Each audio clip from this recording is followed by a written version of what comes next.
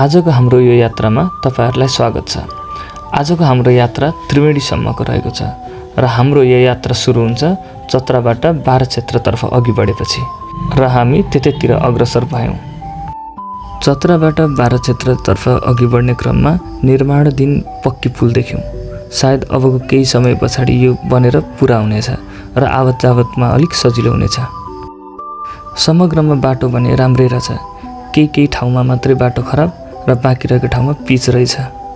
चतरा मूल कोशीको पुलबाट अहिले हामी लगभग 3 किलोमिटर माथि गुप्तबराह भन्ने मन्दिर अथवा धार्मिक स्थलको वरिपरि प्राङ्गणमा उभिएका छौँ र यहाँ तल चाहिँ जुन सिँढी बनेको छ यहाँ मध्ये गुप्तबराहको गुफा रहेको छ।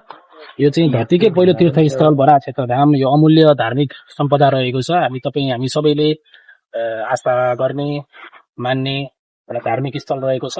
त्यसैले यो स्थानको भ्रमण गरेर अलौकिक धार्मिक आनन्द लिनको लागि पनि म आह्वान गर्दछु सबैजनालाई। बाटो चाहिँ फेरि अलि कठिन नै छ, त्यसकारणले अलि सतर्क भएर आउनु पर्ने हुन्छ है त साथीहरू। अब हामी यहाँबाट यात्रा अगाडि त्रिवेणी भन्ने ठाउँसम्म गर्नेछौँ र अब त्यहाँ चाहिँ हाम्रो यात्रा पैदल हुनेछ। पैदल लगभग 2 घण्टा जति हामी यात्रा गरेर त्यहाँ अब हामी बस्नेछौँ र त्यहाँको सेरोफेरो त्यहाँको शीतल हावापानीमा आज हामी अनुभूति गर्नेछौँ। खोला किनारमा नुहाउनेछौँ। हामी अत्यन्त मनोरञ्जनात्मक मोडमा छौँ आज हामी।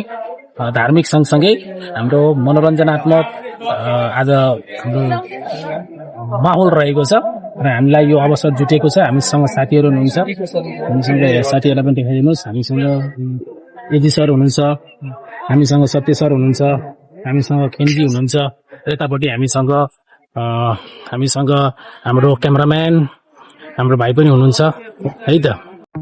यो हो 12 क्षेत्रको बजार। यहाँ भगवानलाई चढाउन राखिएका फूल, पूजाका सामग्रीहरू र मिठाई तथा प्रसादहरू पाइन्छ।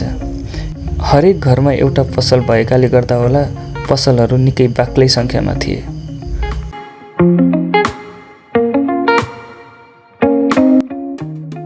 बजार कटिसकेपछि अब भने हामी मन्दिर छिर्ने मुख्य द्वारतिर आइपुग्यौं।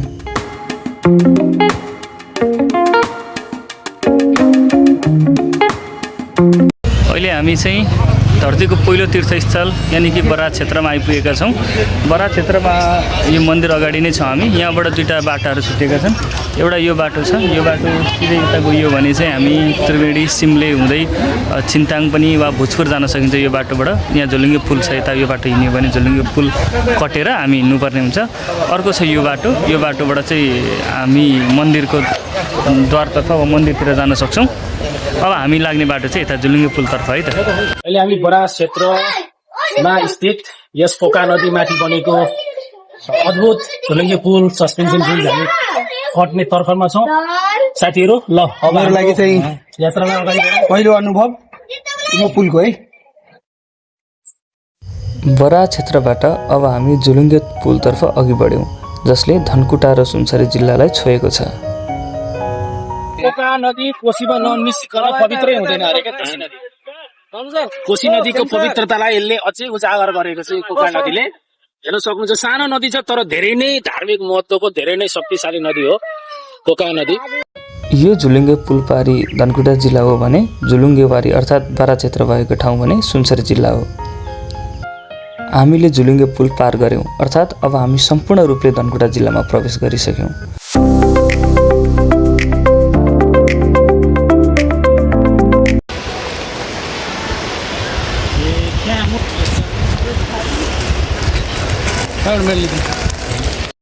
झोलुङ्गे पुल कटिसकेपछि अब हामीले सप्तकोशी नदीलाई देब्रेतिर पारेर हामी आफ्नो गन्तव्यतिर लागिरह्यौं।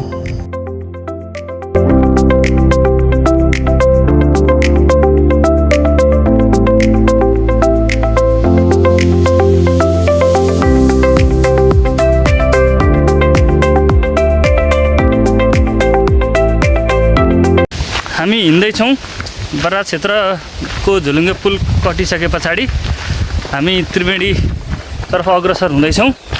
बाटो यस्तो छ। अब चाहिँ हामीले चाहिँ यहाँनेरि सप्तकोशी नदीलाई देब्रे साइडमा पारेर यसरी यो पहाडमा बनाइएको गोरेटो बाटोमा हिँडेको हिँडेछौँ। बाटो तेर्सो छ, सजिलो छ, हिँड्न सकिनेछ। मौसम राम्रो छ, घाम लागिरहेको छ। यस्तो भिरहरूमा चरिदिरहेछ, ल कराइरहेछ कहाँ यस्तो भिरमा चरिरहेछ यार बाख्राहरू। त्रिवेणीतिर अघि बढ्ने क्रममा देखिएको अनौठो किसिमको भूभाग। यो हेर्दा कुनै कोइला खानी जस्तै थियो।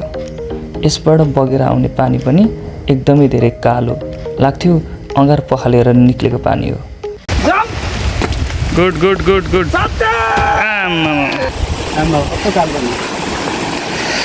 पुरै कालो छ यार पानी, अँगारलाई पखाले यस्तो कालो छ हौ यो पानी त। राम राम राम, हेर्नु त पुरै यो त नि डाँडा कोइला खानी जस्तै के छ, पानी पनि पुरै कालो। बाफरे, त्यो कालो पानी बग्ने खोल्सा कट्ने बित्तिकै अर्को खोल्सा आयो, जसमा पानी भने एकदमै सङ्लो बगिरहेको थियो। साथमा अलिकति माथि सानो एउटा झरना पनि थियो। हामीले त्यही झरनामा केही बेर नुहाउने र रमाइलो गर्ने कार्यक्रम गऱ्यौँ।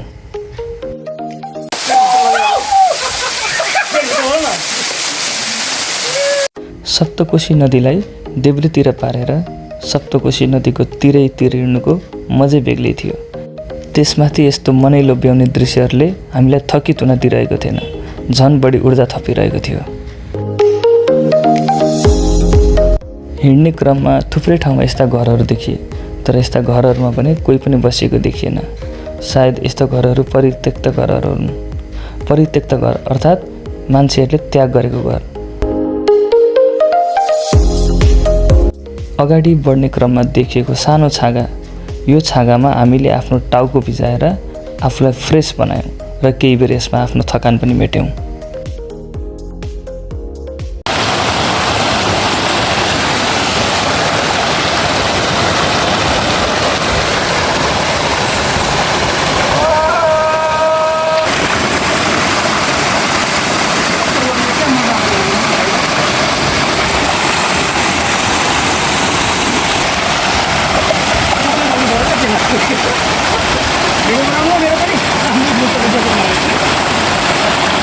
झरनामा टाउको भिजाए पश्चात हामी फेरि आफ्नो गन्तव्यतर्फ अघि बढ्यौँ।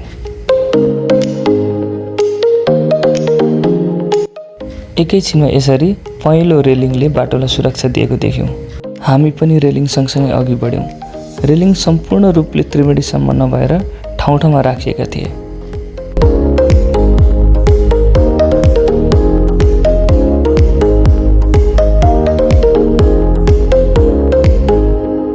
यो ठाउँमा चाहिँ यस्तो रेलिङहरू बनाउनु अति आवश्यक जस्तो देखिन्छ, किनभने भिरमा यस्तो बाटो, त्यो पनि साँघुरो बाटो, उताबाट कहिले काहीँ वस्तु भाउहरू पनि आउने भएकोले गर्दाखेरि जोगिनको लागि पनि गाह्रो हुने।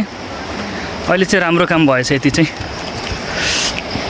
रेलिङ सँगसँगै अघि बढ्ने क्रममा हाम्रो अगाडि एउटा चुनौतीपूर्ण बाटो आयो, जसले भने हाम्रो साहसको पनि परीक्षा लिन्थ्यो।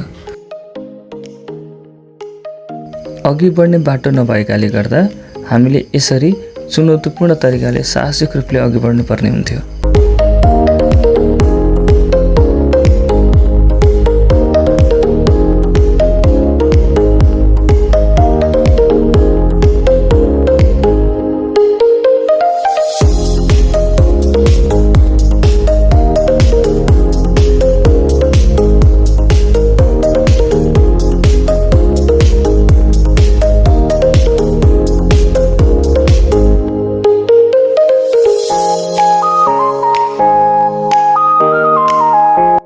त्यो चुनौतीपूर्ण बाटोको सामना गरिसके पछाडि अब भने हामी फेरि त्रिवेणीतर्फ अघि बढ्यौँ।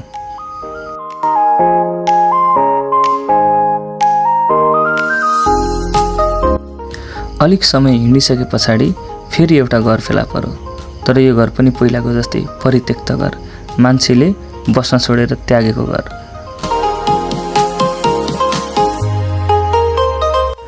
बल्ल अब हामी मान्छेहरू भएको बस्तीमा पुग्यौँ। बारा क्षेत्रबाट हिँडिसके पछाडि मान्छे बस्ने पहिलो घर देखेको भनेको हामीले यही हो। हामीले यस गाउँमा सानो गाडी कुद्ने बाटो देख्यौँ, जुन गाडीले मान्छेहरूलाई धरान, धनकुटा, चतरातिर लग्थ्यो।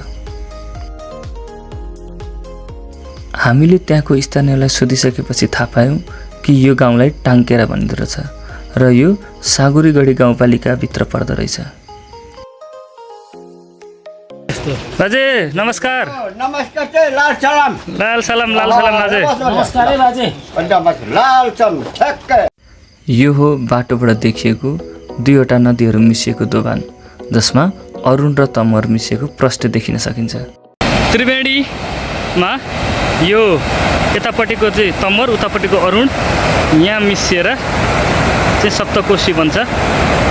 त्रिवेणी जानको लागि यो तमर खोला नदीमाथि चाहिँ यो एउटा पुल बनाएको छ, झोलुङ्गे पुल। अब हामी यो पुल कटेर चाहिँ पारी जान्छौँ। अहिले चाहिँ हामी यो त्रिवेणी पारी जाने यो पुलमा आइसकेका छौँ। यो तम्बर खोलामाथि बनेको यो पुल कटेर अब हामी त्रिवेणी गाउँ पुग्छौँ। यहाँबाट 2-4वटा घरहरू पनि देख्न सकिन्छ। र यो तल रहेको चाहिँ तमर खोला। यो पुलबाट सिमले छिन्ताङ पनि जान सकिन्छ। यही बाटो है यो। तपाईँहरूको चाहिँ यो छिन्ताङ जानु पर्यो भने सिमले जानु पर्यो भने यही पुल कट्दै त्रिवेणी हुँदै जानुपर्ने हुन्छ। हामी आजको रात भने यहाँ त्रिवेणीमै बिताउनेछौँ। यो हो त्रिवेणी गाउँ, तम्बर नदीको किनारमा बसेको सानो गाउँ। तम्बर नदी सप्तकोशी नदीमा मिसिने अन्तिम नदी हो।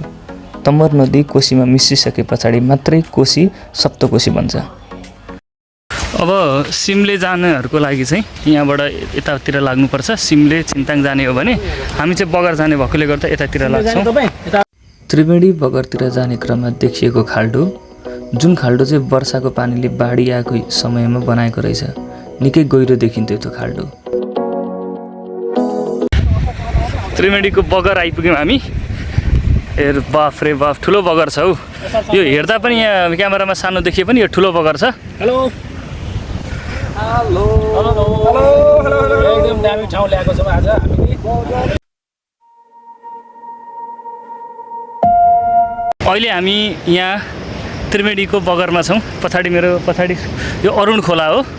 अरुण खोला चाहिँ यहाँनेर तमरसँग मिसिसके पछाडि सप्तकोशीले आफ्नो पूर्णता पाउँछ र सप्तकोशीको नामले परिचित हुन्छ। यसको वरपरको दृश्य यस्तो छ। यहाँनेर सानो सानो कटेजहरू बनाइदिएको छ। एकदमै सुन्दर ठाउँ छ यो। यहाँ हामीले देखेको नदी पूर्ण रूपले एक्लो अरुण नदी भने होइन। यसमा पञ्चकोशी नदी र अरुण नदी मिसिएको छ। तर स्थानीयले यसलाई अरुण नदी नै भन्दा रहेछन्। हुन त अरुण नदी सप्तकोशी नदीमध्येको सबैभन्दा ठुलो सहायक नदी हो। खोलाको बगरमा यसरी नाचगान गरेर बगरको भरपुर आनन्द लियौँ हामीले। अब क्यामेरामा कैद गरेका केही तस्बिरहरू हेरौँ है।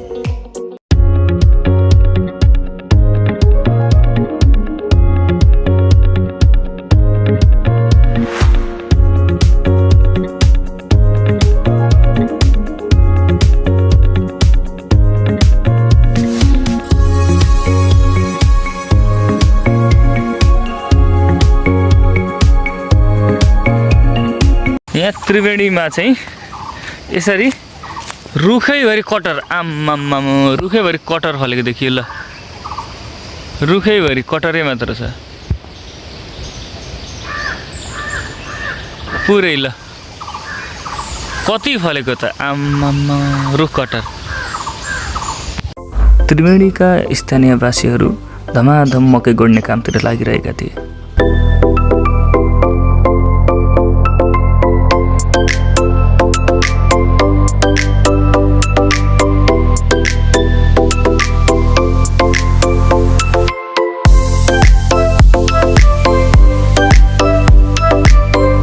हामी चाहिँ अहिले त्रिवेणी गाउँ घुम्ने क्रममा यहाँ तल एउटा झुलुङ्गे पुल रहेछ। यो झुलुङ्गे पुलतिर अग्रसर हुँदैछौँ। अगाडि हाम्रा 2जना दाजुहरू हुनुहुन्छ। पछाडि हामी जाँदैछौँ। 239.8 मिटर एकचोटिमा 641जना पदयात्री जान मिल्ने। ल हामी अब झुलुङ्गे पुलतर्फ जाँदैछौँ। ल यो चाहिँ पञ्चकोशी र अरुण नदी मिसिएको सङ्गम हो। यताबाट यो आएको भने अलिक धमिलो पानी देखिएको चाहिँ पञ्चकोशी, दुधकोशीहरूमा यसमा लिखु इन्द्रावतीहरू मिसिएको छ भने यता अलिकति कम धमिलो, अलिअलि हरियो देखिएको यो भनेको चाहिँ अरुण नदी हो। यो दुईटा यहाँ आएर मिसिन्छ। यहाँ आएर मिसिसकेर यसरी प्रष्ट देखिन्छ नि होइन, यहाँनिर चाहिँ दुईवटा रङ बेग्ला बेग्लै रङ भएको जस्तो प्रष्ट देखिन्छ, अलिक धमिलो र यहाँनिर हरियो। यहाँ दुईवटा मिसिएर हिँड्छ यसरी, अनि दुईवटा मिसिएर यसरी अगाडि बढे पछाडि पर यताबाट चाहिँ उयो आउँदैछ तपाईँको तम्बर। यहाँबाट तम्बर आएर चाहिँ तम्बर फेरि ठ्याक्कै यो कोसीमा मिसिए पछाडि सप्तकोशी पुरा हुन्छ। पञ्चकोशी र अरुण मिसेर 6वटा कोशी मिस्यो, अनि यता यहाँनिर चाहिँ यो त्रिवेणीको यो दोभानमा चाहिँ तम्बर मिसिए पछाडि सप्तकोशी बन्छ। एक रातको त्यो अविस्मरणीय बसाइ पछाडि अब हामी भने त्रिवेणीलाई छोडेर आफ्नै कर्मथलोतिर फर्क्यौँ। हाम्रा आँखामा त्रिवेणीका ती सुन्दर दृश्यहरू र मस्तिष्कमा हामीले बिताएका रमाइलो पलहरू लिएर जाँदैथ्यौँ।